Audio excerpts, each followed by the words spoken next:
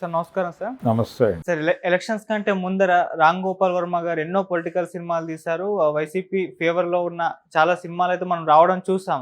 అయితే ఇప్పుడు ఎలక్షన్స్ అయిపోయిన తర్వాత ప్రభుత్వం మారిన తర్వాత ఆయన ఒక స్టేట్మెంట్ ఇచ్చారు. ఇక పొలిటికల్ సినిమాల జోలికి వెళ్ళను, పొలిటికల్ బయోగ్రఫీలు తీయను అని అంటున్నారు. మరి ఎందుకు ఆయన ఆ నిర్ణయం తీసుకున్నట్టు? అంటే ప్రభుత్వం మారిందనా? ప్రభుత్వానికి భయపడా అని చెప్పేసా? మరి మీ ఒపీనియన్ ఏంటి సార్ వీటిపైన? ప్రభుత్వానికి భయపడో లేకపోతే మరొకటో కాదండి. ఆయనకేవో బ్యాడ్ ఎక్స్పీరియన్సెస్ ఉండుంటాయి, అది వేరే గొడవ. అయితే ఆయన ఈ మాట అన్నది డెన్కి సంబంధించినటువంటి ఒక కార్యక్రమంలో, అంటే ఆయన కొంతమంది ఔత్సాహికులతో కథలు చెప్పించటము, చిన్న చిన్న సినిమాలు తీయించటము, ఇలా ఒక కంటెంట్ బిల్డింగ్ ప్రోగ్రామ్ ఒకటి పెట్టాడు డెన్ నేపథ్యంలో. సో ఆ కంటెంట్ బిల్డింగ్ వ్యవహారానికి సంబంధించినటువంటి ఒక మీడియా సమావేశంలో ఒక రిపోర్టర్ అడిగినటువంటి ప్రశ్నకి ఆయన సమాధానంగా చెప్పాడు, ఇది ఇక ఫ్యూచర్లో అలాంటి సినిమాలు తీయకపోవచ్చు అని. అయితే ఆ అడిగిన రిపోర్టర్ ముఖం కనిపించలేదు, కానీ అడిగిన పద్ధతి కొంత ఇరిటేటింగ్గా ఉంది.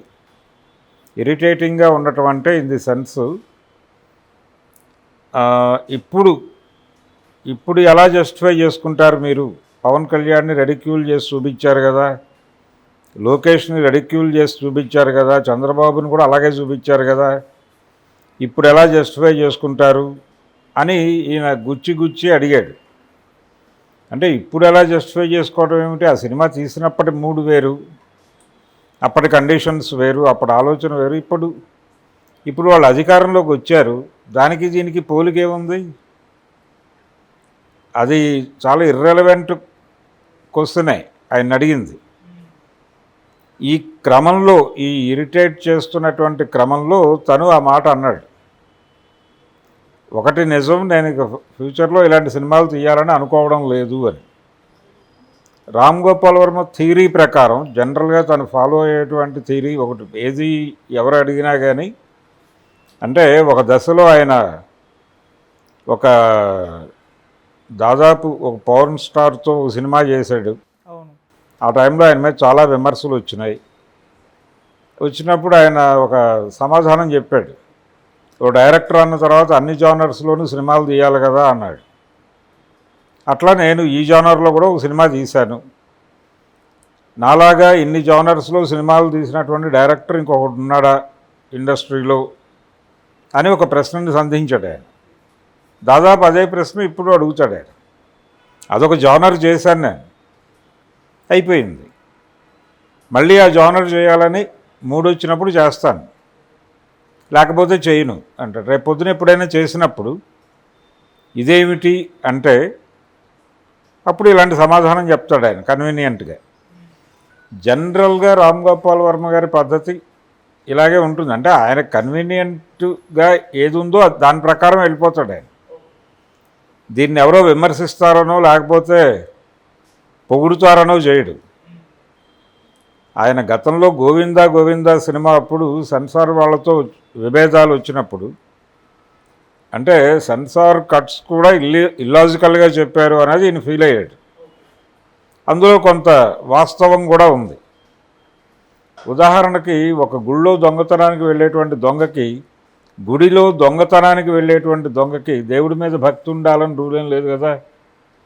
భక్తుడు కాదు కదా, దొంగతనానికి వెళ్ళేవాడికి భక్తి ఉండదు. భక్తి ఉన్నవాడు దొంగతనం చేయడు అక్కడ. సో అతను భక్తి లేనివాడు చెప్పులు వేసుకుని లోపలికి వెళ్తాడు కదా, ఇబ్బంది పడ్డ కదా, భక్తుల్లాగా మొత్తం అన్నీ విప్పి అన్ని సిద్ధాంతాలు పాటించి వెళ్ళడు కదా పూజ చేసి. సెన్సార్ వాళ్ళు దాన్ని అభ్యంతరం పెట్టారు, షూ వేసుకుని గుళ్ళోకి ఎలా వెళ్ళినట్టుగా చూపిస్తారు మీరు అని. అక్కడ కొంచెం సెన్సార్ వాళ్ళ పద్ధతితో చిన్న విభేదం ఏర్పడింది తనకి. దాంతో కొంచెం కాంట్రవర్సీ అయింది. ఆ టైంలో అసలు తెలుగులో సినిమాలు తీయను అన్నాడు ఆయన. అన్న తర్వాత కొద్ది రోజులకే సినిమా చేశాడు. ఇలా ఉంటుంది ఆయన ధోరణి. అంతే తప్ప ఆయన ఏదో ఈ మాట అనేసాడు కాబట్టి మళ్ళీ పొలిటికల్ సినిమా చేయడు అని అనుకోనక్కర్లేదు. రెండోది, అడిగినటువంటి రిపోర్టర్ ధోరణి ఎలా ఉందంటే, ఇప్పుడు మీరు వాళ్ళకు అనుకూలంగా మీరు ఎవరినైతే పొగిడారో వాళ్ళని రెడిక్యూల్ చేస్తూ ఏమైనా సినిమాలు తీస్తారా అన్న టోన్లో కూడా కొంచెం కార్నర్ చేసే ప్రయత్నం చేశాడు. ఆ ప్రయత్నం మీద విమర్శగా ఆయన ఆ కామెంట్ చేశాడు, పొలిటికల్ సినిమాలు చేయను అని. రేపు పొద్దున ఎప్పుడైనా అనౌన్స్మెంట్ వస్తాయి, అప్పుడు ఈ సమాధానం చెప్తాడు ఆయన. ఆ జానర్లో అప్పుడు వద్దనుకున్నాను, ఇప్పుడు ఆ జానర్లో సినిమా చేయాలని నాకు ఇంట్రెస్ట్ వచ్చింది, చేస్తున్నాను. మీకేమిటి అభ్యంతరం అంటే అవతల వాళ్ళు ఎవరు మాట్లాడటానికి అవకాశం లేదు కదా. తన పర్సనల్ స్పేస్ని చాలా జాగ్రత్తగా ఉంచుకుంటాడు ఆయన, రామ్ గోపాల్ వర్మ. ఓకే. ఆయన అవతల వాళ్ళ స్పేస్లోకి వెళ్తాడు అనే విమర్శ ఉంది, కానీ తన పర్సనల్ స్పేస్ని చాలా జాగ్రత్తగా ఉంచుకుంటాడు ఆయన. ఆ ఏరియాలోకి ఎవరు వచ్చినా కానీ క్షమించడు, ఆ జాగ్రత్తలతోనే మాట్లాడతాడు, ఆ కాషన్తో ఉంటాడు ఆయన. అందులో భాగంగా ఇచ్చినటువంటి ప్రకటనే తప్ప ఆయన ఫర్దర్గా భవిష్యత్తులో పొలిటికల్ సినిమాలు తీయడు అనే ఒక గ్యారంటీగానో లేకపోతే అదేదో హామీగానో శాసనంగానో తీసుకోనక్కర్లేదు. సరే, వీళ్ళని విమర్శిస్తూ చాలా సినిమాలు తీశారు కదా, అంటే టీడీపీ వాళ్ళని, లోకేష్ గారు కానివ్వండి లేకపోతే చంద్రబాబు నాయుడు గారు, ఇప్పుడు వాళ్ళు కక్ష సాధింపేమని ఆర్జీ గారి పైన చేసే ప్రయత్నం చేస్తారంటారా? డెఫినెట్గా చేయరు.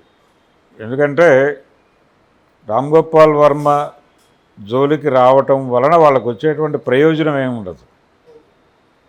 ప్రయోజనం అంటే వర్మ తన అభిప్రాయాలు చెప్పానంటాడు ఆయన. నాకు అనిపించింది, నేను సినిమా తీశాను,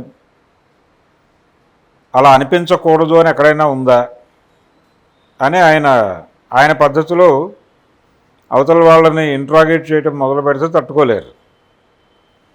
అందుకని ఎట్టి పరిస్థితుల్లోనూ ఆ పని చేయరు. గతంలో ఆయన మీద నాగబాబు, చిరంజీవి కామెంట్స్ చేసినప్పుడు కూడా అదే ధోరణిలో రియాక్ట్ అయ్యాడు ఆయన.